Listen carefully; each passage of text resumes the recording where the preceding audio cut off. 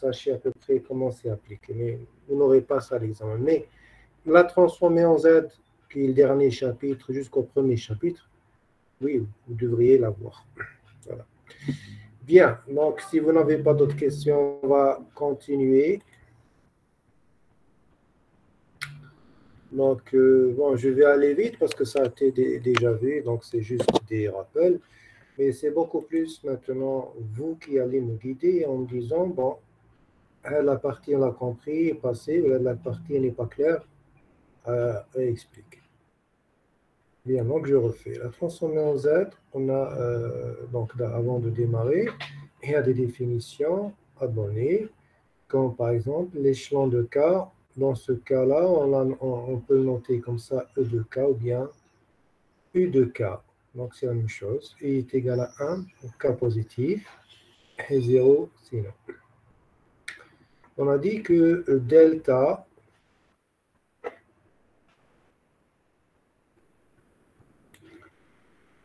je suis là, donc on a dit que delta, ce n'est pas l'impulsion de Dirac, mais c'est l'impulsion unité ou bien aussi l'impulsion de Kronecker. Elle est égale à 1 si K égale à 0 et 0 ailleurs. D'accord? Bien. On a aussi dit que le lien entre la transformée de Laplace et la transformée en Z, bon, il y a un lien. D'accord? Le lien avec, c'est une fonction donc, de Z est une fonction de P. D'accord? Et on le voit ici, par exemple. Si on pose, par exemple, Z égale exponentielle P fois TE, d'accord? TE, c'est la période d'échantillonnage. On pourra passer donc d'une transformée vers une autre. On a dit que la transformée en Z peut donc être vue comme la transformée de Laplace, appliquer un signal échantillonné dans laquelle on effectue les changements de variables Z égale exponentielle P fois la période d'échantillonnage. Ensuite, on a donné des définitions. C'est des définitions qui vont vous permettre donc de calculer la transformée en Z. Alors, on a dit que la TZ, par exemple, d'un signal discret x de k, si c'est x de z, c'est quoi? C'est la somme de xk z à la puissance moins k. D'accord? Avec k allant de moins l'infini jusqu'à plus l'infini. Donc, c'est pratiquement cette formule-là que vous allez utiliser pour calculer la TZ. On a parlé aussi de l'existence de la TZ et que cette TZ n'existe que pour certaines conditions. Et parmi ces conditions, donc, on a dit que d'abord, première condition, il faut que Z soit supérieur à X moins. Et deuxième condition, il faut que Z soit inférieur à Rx plus. C'est-à-dire le module de Z soit compris entre ces deux valeurs. Avec Rx moins, c'est égal à cette expression. Et Rx plus est égal à cette expression.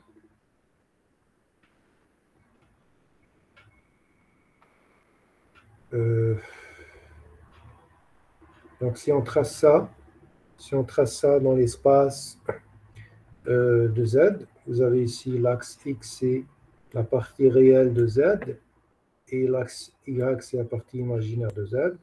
Donc, c'est à peu près... Donc, vous avez l'existence à l'intérieur de ce disque. D'accord?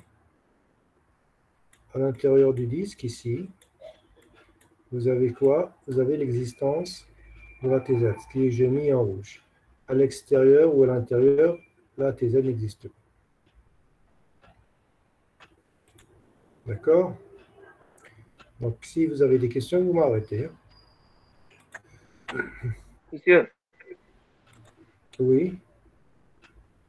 transformer في الزاد لي سينيال ايماجينال ماشي ريال.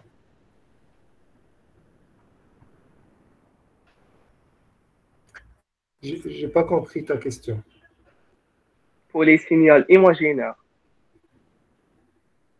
كيكون عندنا سينيال فيه ايماجينال اي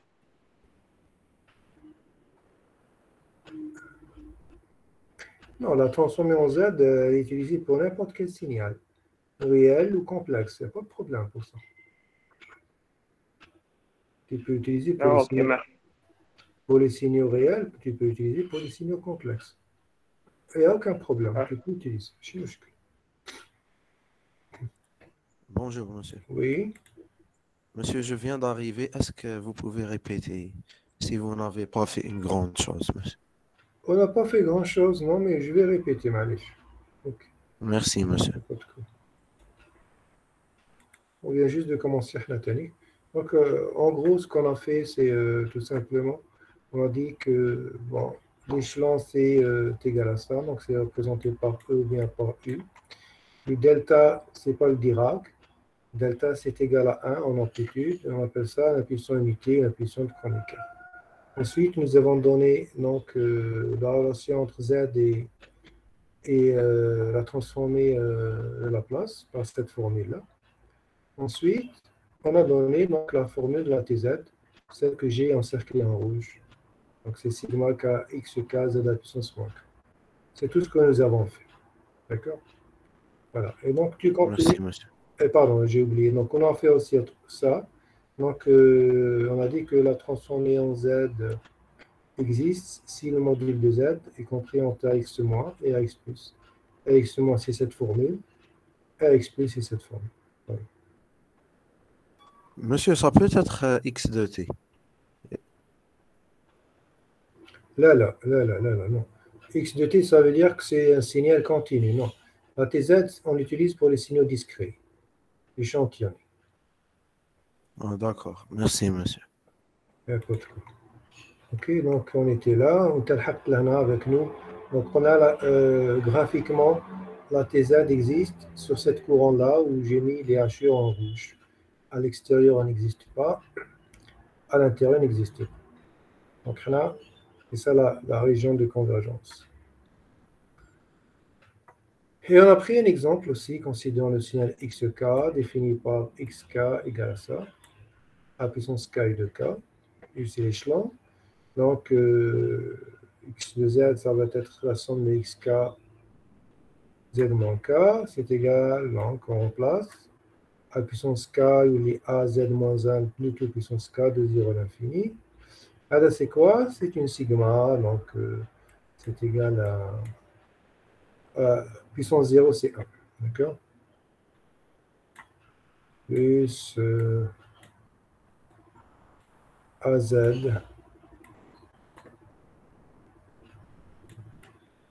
d'accord, moins 1 plus AZ moins 1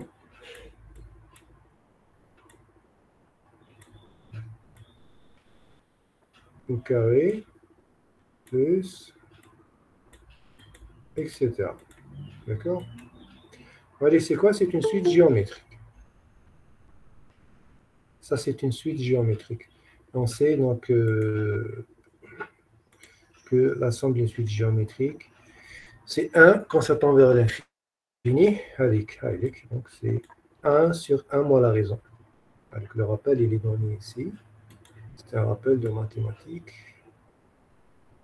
que je suis en train donc d'encadrer. Donc, d'accord? C'est donc la somme de a à la puissance k, c'est 1 moins a à la puissance 1 sur 1 moins a. Vous savez que a à la puissance 1 tend vers 0. Donc ça va. Pardon.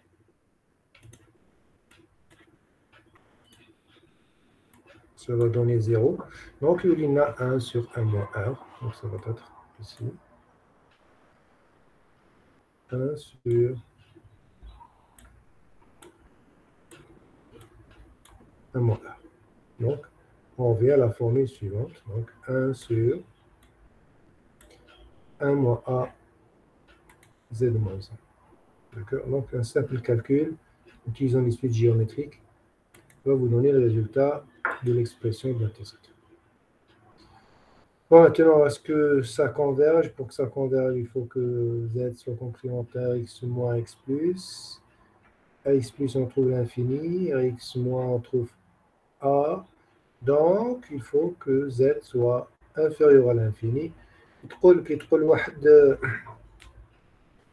Z inférieur à l'infini, c'est normal, donc c'est comme si on n'a rien dit. D'accord. Donc, quand tu dis la condition d'existence, il faut que Z soit inférieur à l'infini. C'est tout à fait normal. Il est inférieur à l'infini. Donc, on tient par contre la deuxième condition, il faut que Z soit supérieur à A, qui est X, avec oui. Donc, ça, on garde la deuxième condition, que ce soit donc un module de Z supérieur à A.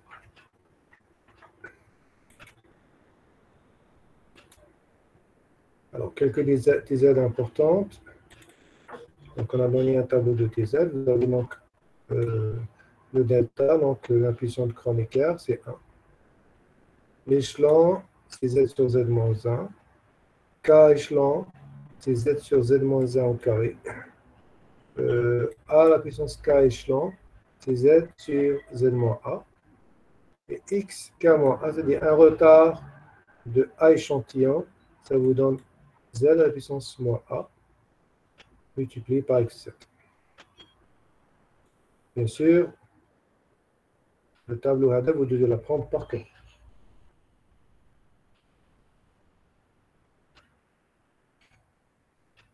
D'accord? Il y a combien de lignes? 1, 2, 3, 4, 5. Il y a 5 lignes.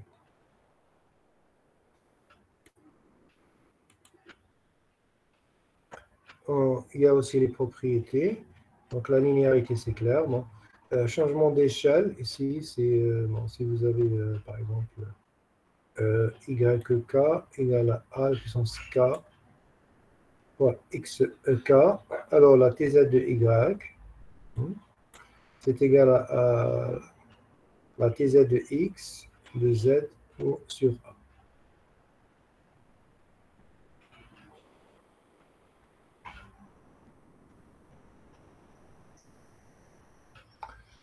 Vous avez la propriété de la dérivée, donc on démontre que quand tu multiplies K par le signal, donc K fois XK, ça TZ c'est moins Z pour la dérivée de X par rapport à Z.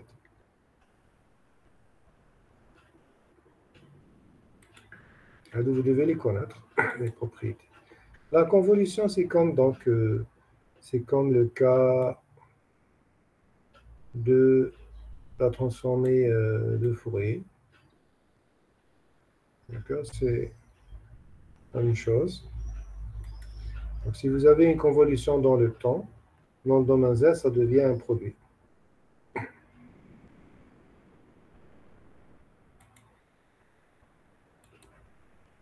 Propriété du retard. Donc, vous avez cette formule-là, xk moins i, c'est z puissance moins xz, par exemple. La transformée de xk moins 1, c'est z moins 1, xz. L'avance temporelle, donc c'est donné par cette formule. Par exemple, la tz de xk plus 1, une avance de 1, c'est z fois xz moins z fois x0. D'accord?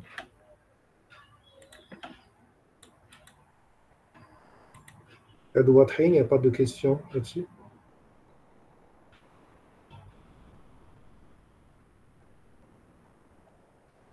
La dernière formule, quand on a zx plus 3, comment on va faire? Tu n'as pas compris la dernière, c'est ça? De l'avance temporelle. Avec, c'est juste une formule qu'on peut démontrer. Donc, ce n'est pas la peine de donner toute la démonstration. Quand vous avez, par exemple, qu'est-ce qu'on a? Nous avons, par exemple, imaginez que... Non. Imaginez, j'ai xk, d'accord, qui a pour transformer en z, xz, d'accord? D'accord? D'accord. Maintenant, dans le cas, nous avons un retard. Dans ce cas,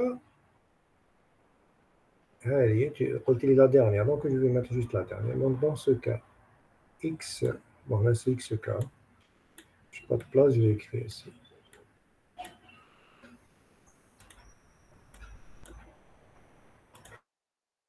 Dans ce cas, si je fais une avance, donc xk plus 1,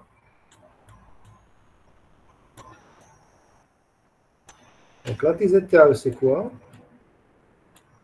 Si je multiplie z, donc la variable z, par xz.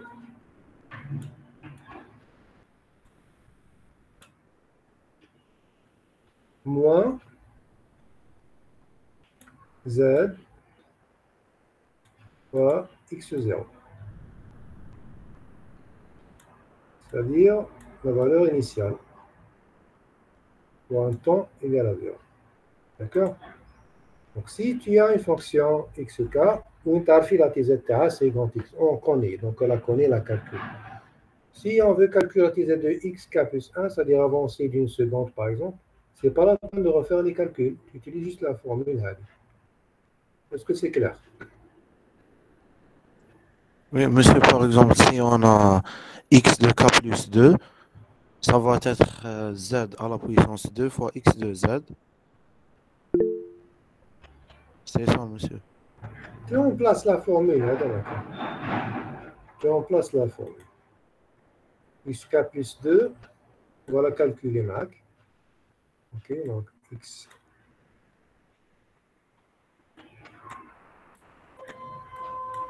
Xk plus 2.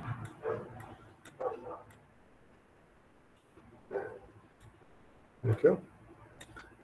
Ça va donner, donc on va remplacer, c'est z à la puissance 2, d'accord?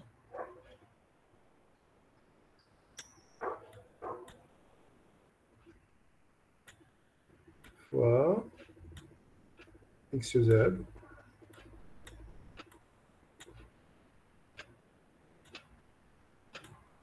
Moins, donc il y a de 0 jusqu'à 2 moins 1, de 0 jusqu'à 1. Donc x.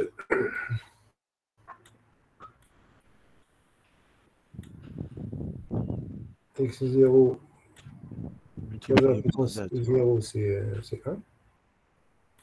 Moins x1.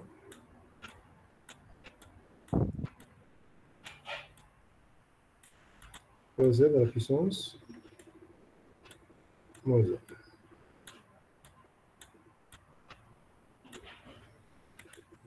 Alors, il suffit de remplacer la formule qui est en bleu. Remplacer ça qui a k plus 2, qui remplace à Auschwitz, qui a k plus 3, qui remplace. Aucun problème. D'accord? Oui, monsieur, c'est plus clair. Merci, monsieur. Il n'y a pas de quoi. Bien. Transformer en z inverse. Maintenant, c'est le contraire. Vous avez la TZ, l'expression de la TZ, et on cherche l'inverse, c'est-à-dire l'inverse que ça veut dire. L'expression de xk dans le temps. Donc, il y a des trucs assez compliqués, on ne va pas entrer dans les détails. D'accord? Le mohim, il faut simplifier les choses. Nous avons plusieurs méthodes. On a vu dans le cours de méthodes. La première méthode, c'est ça, donc, c'est la méthode des résidus. La deuxième méthode, c'est la méthode de décomposition en éléments simples. Donc, choisissez celle que vous voulez. La méthode des résidus, bon, on a directement en formule. Donc, résidu pour un pôle A d'ordre Q, c'est donné par la formule suivante. C'est quoi le résidu d'abord? Donc, le résidu, bon, pour chaque pôle, imaginez par exemple, vous avez, donc je suis là, votre TZ, GZ, on veut calculer la TZ inverse. Qu'est-ce qu'on veut calculer? On veut calculer, ah pardon, non, c'est pas ça. Nous avons, je vais écrire là, xz. Qu'est-ce qu'on cherche? On cherche xk.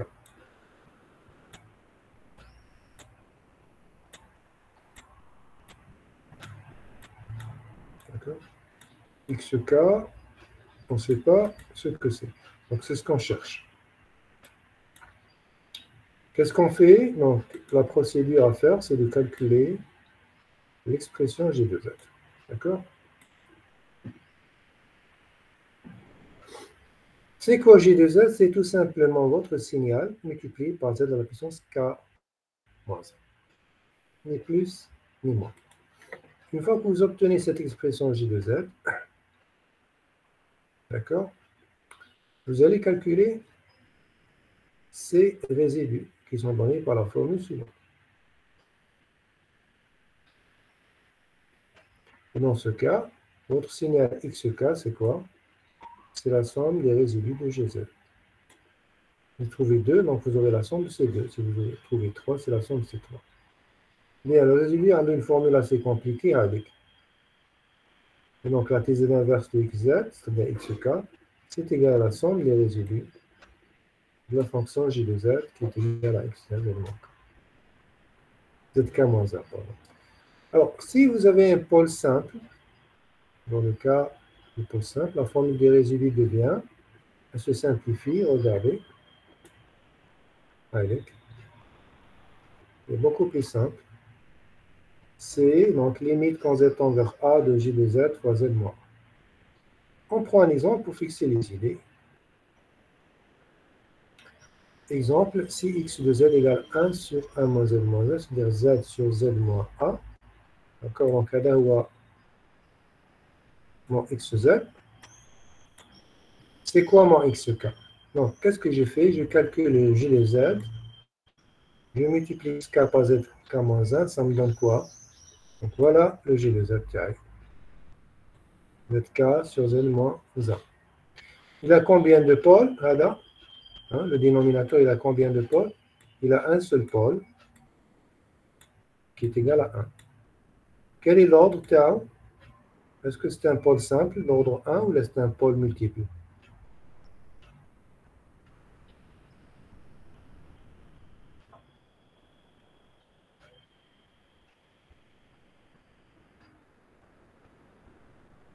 Le pôle avec 1, est-ce qu'il est simple ou bien c'est un pôle d'ordre 2 ou 3 ou 4?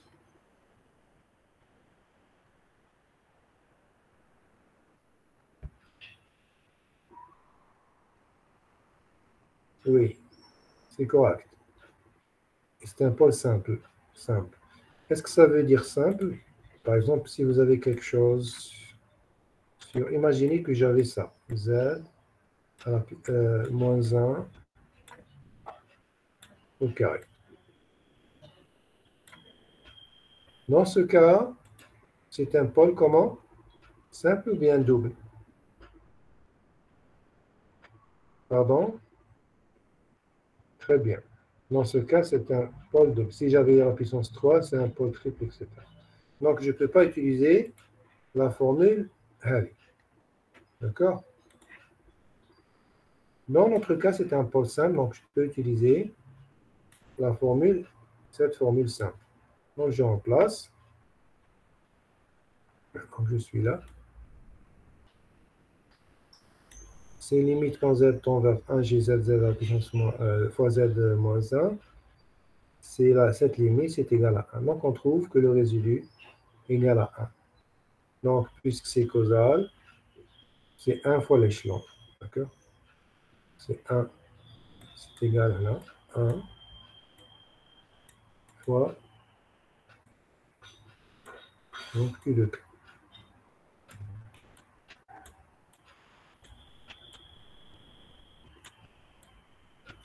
Et là, en principe, on ne multiplie pas par U de K, mais comme c'est causal, donc on ne multiplie par U de K, parce qu'on a considéré que les signaux camel pour la TZ étaient des signaux causaux. Donc, on peut écrire 1 et on peut écrire U de K. Les deux sont justes. Mais U de K, c'est plus juste. Est-ce que c'est clair?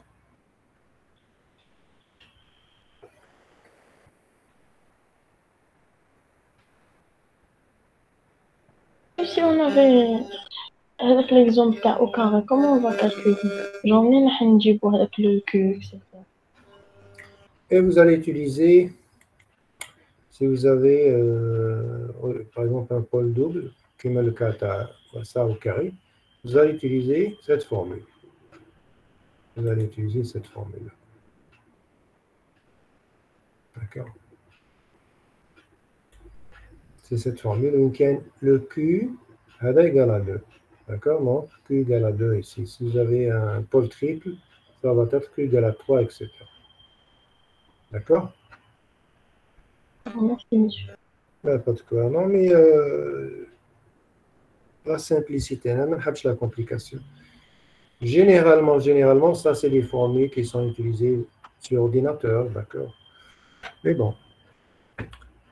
La deuxième méthode, c'est la méthode de décomposition d'éléments simples, qui est plus simple.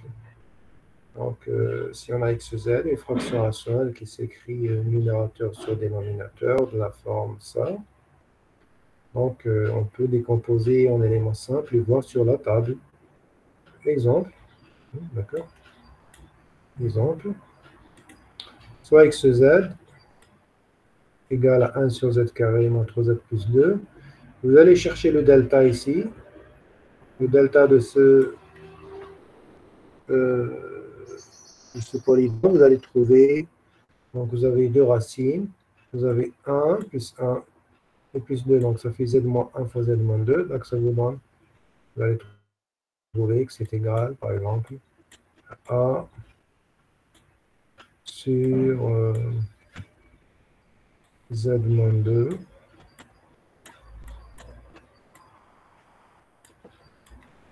plus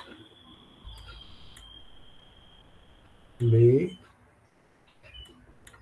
sur z moins 1. D'accord? Donc, tout le monde, puisqu'il y a qu'un de pôle z-1, z-2, vous allez donc décomposer l'élément simple A sur z-2 plus B sur z-1. Vous faites dénominateur commun, vous allez donc identifier le A ou le B. Vous allez trouver, je pense que vous allez trouver A égale à 1 et B égale à moins 1. Et donc, vous vérifiez donc, si mes calculs sont bons. D'accord? Alors, c'est comme ça qu'on fait l'identification des coefficients A et B. Donc, une fois que nous avons ça, classe, donc xz, c'est égal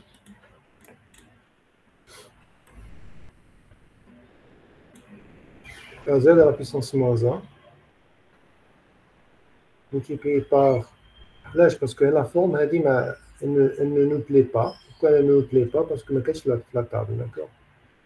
On va vérifier la table, je vais que je tiens la table, est-ce que qu'il y en a?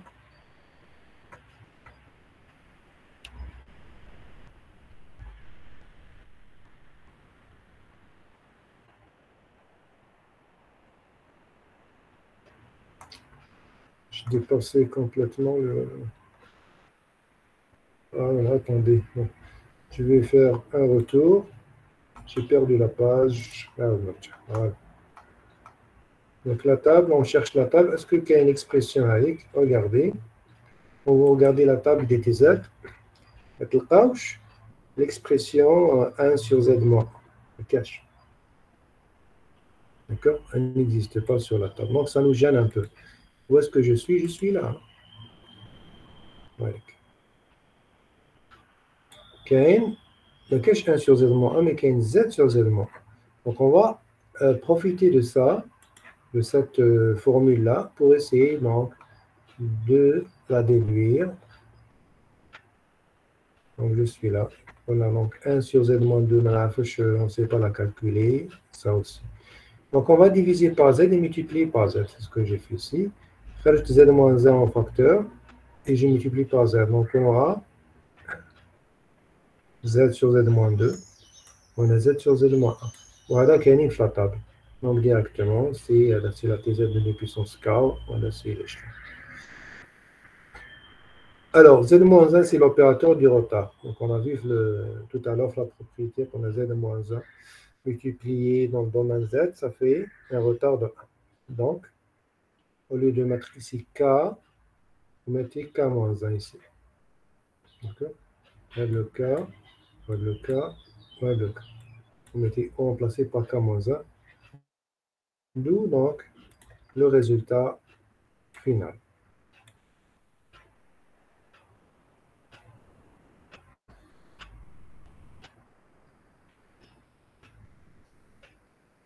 C'est clair? Monsieur, donc كان عندنا مضروبة في Z-2 نديرو UK -2. Et si c'est Z-2, kiff, donc c'est K-2. U de K-2 moins U de K-2. C'est normal.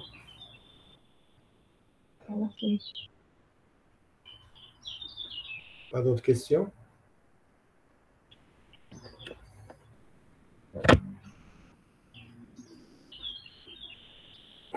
Ok, donc apparemment la deuxième méthode elle est plus simple. Mais vous avez le choix. Alors, système linéaire en variant dans le temps, donc un système linéaire qui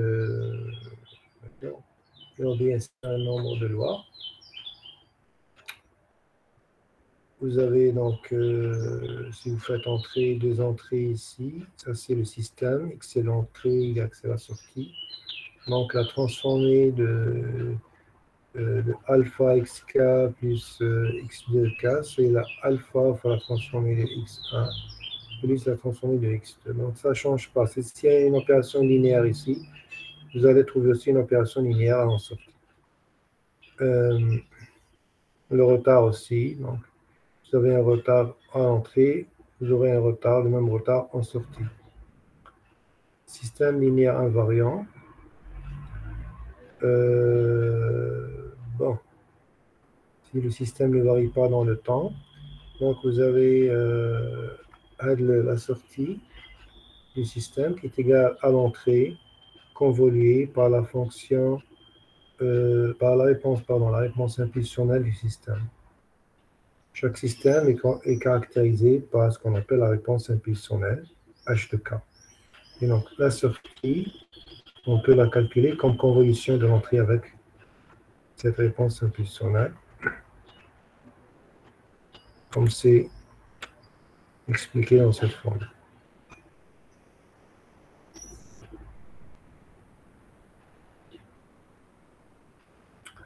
En fait, HK correspond à la réponse du système à pulsion unité. Quand vous envoyez un delta, une pulsion de Kronecker, en entrée, vous allez obtenir une réponse de la forme H de K qui est une réponse impulsionnelle. Donc H de K est appelée réponse impulsionnelle.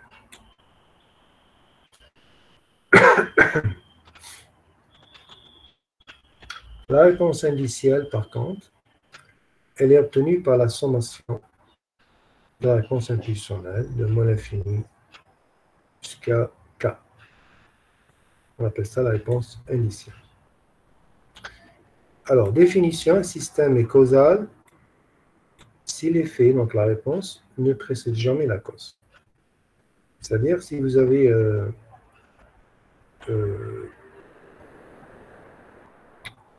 une entrée nulle à l'instant K, donc la sortie sera aussi nulle. Voilà. Bien, qu'est-ce qu'on a fait aussi? Alors, le système là, c'est un système quelconque, ça pourrait être un filtre électronique ou n'importe quoi, donc c'est un système, une boîte ici, électronique par exemple ou autre. On veut vérifier si elle est stable ou instable. Vous avez une formule qui donne ça. Donc, on vous dit que le système linéaire est stable si la somme de moins l'infini à plus l'infini du module de la réponse impulsionnelle est finie, c'est-à-dire elle n'est pas infinie. D'accord? Voilà. Bon, le reste, ce n'est pas très, très important. On revient maintenant au tableau de certains signaux usuels. Donc, vous avez 1, 2, 3, 4, 5. C'est les mêmes que je vous ai montrés tout à l'heure. Donc, à deux, je vous demanderai de les retenir parce que ça vous permet de gagner beaucoup de temps pour résoudre un exercice. Voilà, j'ai terminé une fois encore le chapitre de la TZ. Je viens de le terminer. Et j'espère que vous l'avez mieux assimilé cette fois. Est-ce que c'est plus clair? Est-ce que vous avez encore toujours des questions?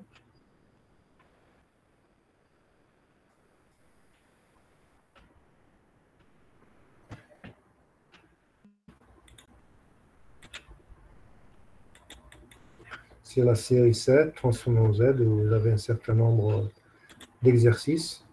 Donc, vous pouvez la télécharger. Donc, tous les exercices ont été corrigés. D'accord? Donc, il nous reste encore un peu de temps. Donc, si vous voulez, je suis prêt à vous faire 2 exercices. Si vous voyez que ce n'est pas nécessaire, donc, on passe. Si vous voulez, donc, quelques exercices, choisissez 2 exercices qui vous paraissent... Oui. Monsieur, s'il vous plaît, est-ce que vous pouvez refaire l'exercice 3, 4 et 5? 3, 4 et 5. Ok, d'accord. Donc, on va faire les 3 exercices, 3, 4 et 5, et on arrête. Bien. On va faire les exercices cités.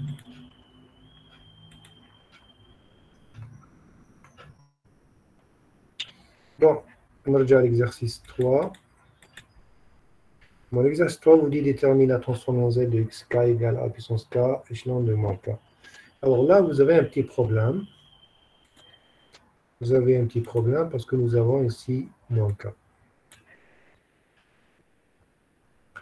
Quand on a k, donc on fait la sommation, on a facilement la suite géométrique et ça se simplifie. Quand on a moins k, on ne sait pas faire. D'accord? Donc on fait ce qu'on appelle un changement de variable. Donc là, le calcul était toujours le même. Ok, c'est toujours le même. Voilà. Le problème, c'est que dans la somme, au lieu d'avoir de 0 à l'infini, nous avons de moins infini à 0. Et ça, on ne sait pas le calculer. Alors, pour inverser, on va prendre donc un changement de variable. On pose n égale moins k. Donc, la nouvelle formule, ça va être ça. Donc, une chose, on sait calculer par les suites géométriques. Alors, c'est une suite géométrique de raison Q égale à Z sur A. Donc, c'est 1 sur 1 moins Q. C'est 1 sur 1 moins Z sur A. Ça donne A sur A moins Z. Voilà. Est-ce que c'est clair?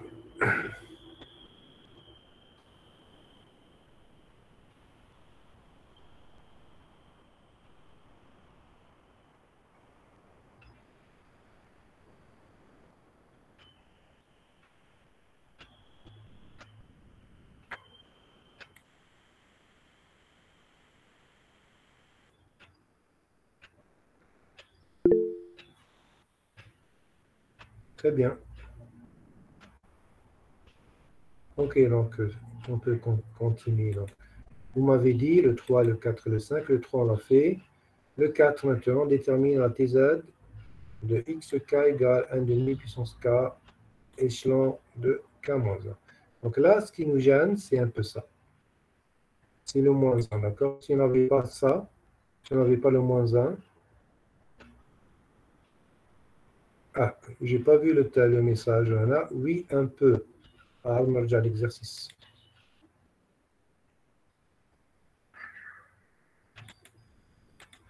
C'est-à-dire un peu. Je n'ai pas compris.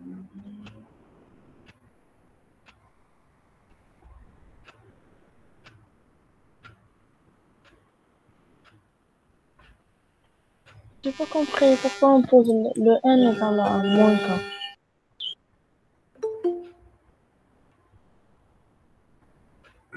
Ok, donc je vais essayer de... Alors, nous avons un nouveau arrivé qui vient de nous rejoindre. C'est monsieur ou mademoiselle, je ne sais pas, S-A-L-A-H. Alors, s'il vous plaît, veuillez vous identifier. Qui êtes-vous? La personne qui vient de entrer avec les initiales S-A-L-A-H. C'est qui? Pourquoi on a fait le changement de variable? C'est ça. J'ai pas compris pourquoi on a posé n égale à moins k. D'accord. Donc, je suis là. Donc, le problème qui se pose avec vous, c'est ici. OK. Voilà. Même personne veut entrer. Très bien, c'est réglé. Alors, on continue donc avec notre changement de variable. Le problème qui se pose, il est ici. Regardez, donc, il est dans cette phase-là. Nous avons, regardez bien, donc je vais faire un zoom, sigma de moins l'infini à 0. Est-ce que vous arrivez à voir avec la ligne? Bien sûr. Oui. Est-ce que tu sais calculer la somme? Moi, je ne sais pas calculer cette somme. Est-ce que toi, tu sais faire ce calcul-là? Non. OK. Donc, comme on ne sait pas calculer une somme de moins l'infini à 0, qu'est-ce qu'on fait? On fait un changement de variable. On change de signe. Et comme ça, la somme tout lit. Et comme ça, la somme va devenir comme ça.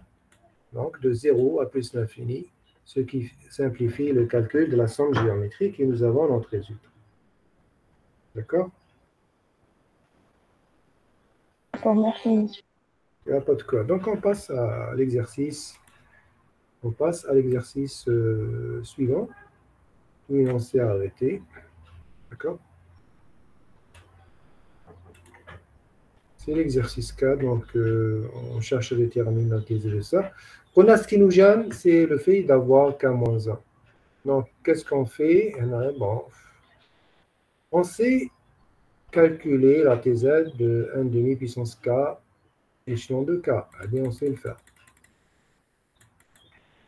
On va diminuer un peu. Eh bien, on sait le faire. Donc, on va prendre f de K, par exemple. On appelle la fonction f de K ou la x de K, enfin f de K. C'est 1 demi puissance K, échelon de K. On a le moins 1. Avec ça a été fait d'après l'exercice 1. C'est l'exercice numéro 1. On a calculé, on a trouvé Z sur Z moins 1 demi. Alors, comme nous avons ici,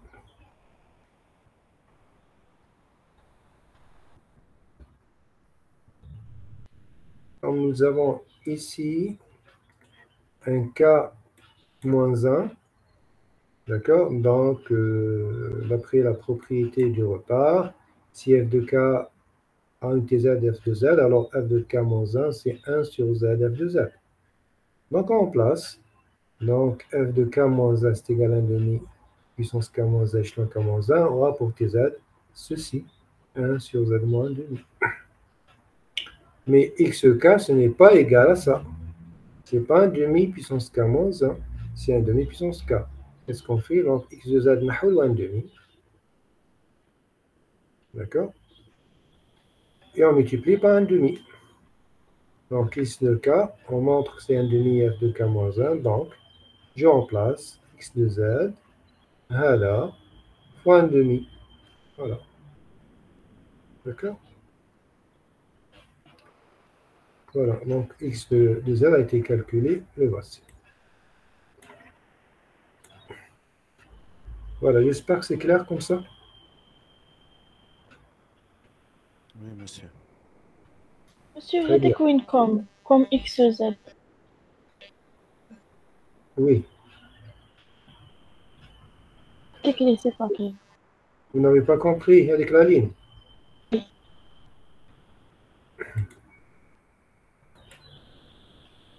Bien. Vous avez f de k, on l'a défini là. Voilà. C'est 1 demi puissance k, échelon de k. F de k moins 1. Où on place k par k moins 1. Allez. Est-ce que cette expression-là, que je vais entourer en rouge,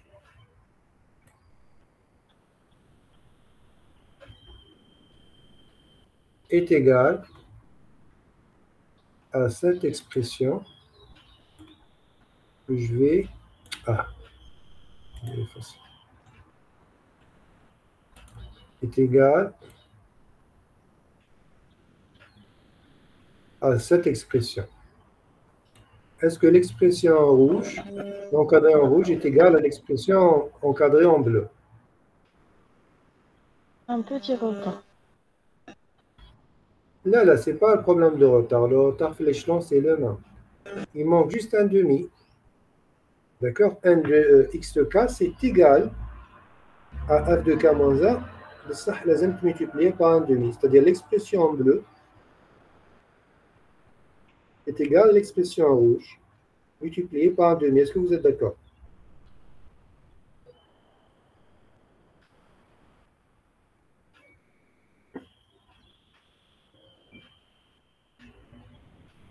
Est-ce que vous êtes d'accord ou pas?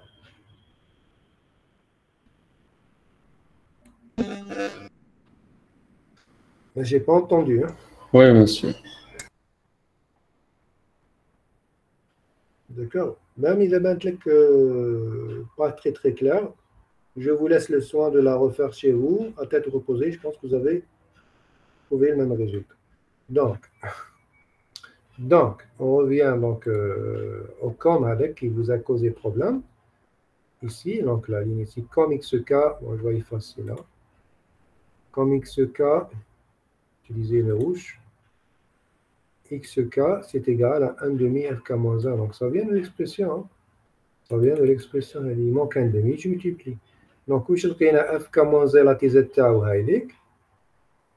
Donc, xz, j'ai multiplié par un demi. Donc, tu auras un demi fois ça. Voilà, c'est automatique.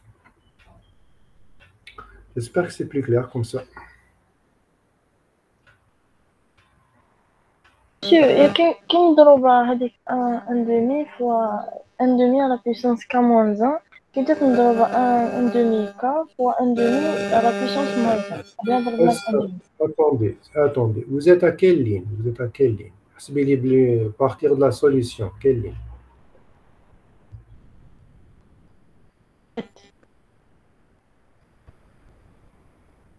Bon, posons f de k égale, etc. C'est la ligne 1. D'après la table, c'est la ligne 2. C'est quelle ligne le problème? Numéro 7, la ligne numéro 7. Alors, comme xk égale 1 demi, fk moins 1. Oui, où est le problème? Monsieur, qui نضربو في un demi خاطش un demi à la puissance k moins 1 égale un demi à la puissance k fois un demi à la puissance moins 1. La B, on a multiplié par un demi. Oui, parce que 1 demi à la puissance k. D'accord? Oui, c'est égal à 1 demi à la puissance k moins 1 fois 1 demi. Oui. C'est ce que j'ai fait. C'est ce que j'ai fait. C'est pour ça qu'on a multiplié par 1 demi. C'est tout à fait ça, oui. D'accord? D'accord, merci monsieur. Il n'y a pas de quoi. Donc voilà, donc le résultat il est automatique. Multipliez juste par 1 demi ce que vous avez obtenu pour f. Et xz, ça va être la même expression multipliée par le facteur 1 demi. Ok, donc s'il n'y a pas d'autres questions, on passe à l'exercice 4. On a 3 ou 4, ça y est, le 5. Soit xk égale 1 demi puissance k échelon de l'exercice 1, en supposant x0 égale, il est nul. Détermine la transformée en z de xk plus 1 égale 1 demi k plus 1 échelon de k plus 1. Bon, la solution.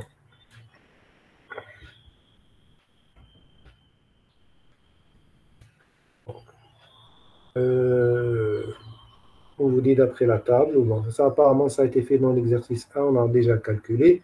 Donc, vous avez x k pour transformer z sur z moins 2. Ben, le problème, on a le plus 1 ici et le plus 1 ici.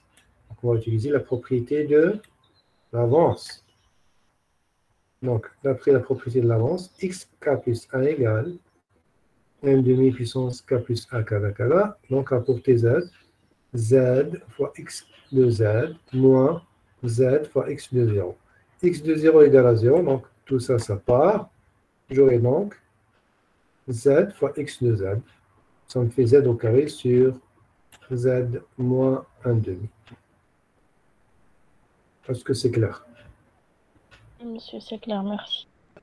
Il n'y a pas de quoi. Ouais, la propriété de l'avance, on vient de la voir, ça fait quelques minutes. Au début du cours, quand on a refait donc l'explication du chapitre de la TZ, on a vu qu'il y avait deux propriétés qui comptent le retard, on multiplie par z enfin un retard, par exemple le k-1, on multiplie par z à la puissance moins 1. Quand il y a une avance, par exemple k plus 1, on multiplie par z à la puissance 1. Et c'est ce qu'on a fait, donc z à la puissance 1. Mais l'avance, qu'est-ce qu'on fait? z moins z fois x0. Comme x0 égale à 0, donc, et il disparaît. Voilà, donc j'espère que vous avez mieux assimilé donc, toutes les formules et propriétés de ce chapitre. Et donc j'attends toujours, donc je vous laisse encore quelques minutes si vous avez des questions à poser.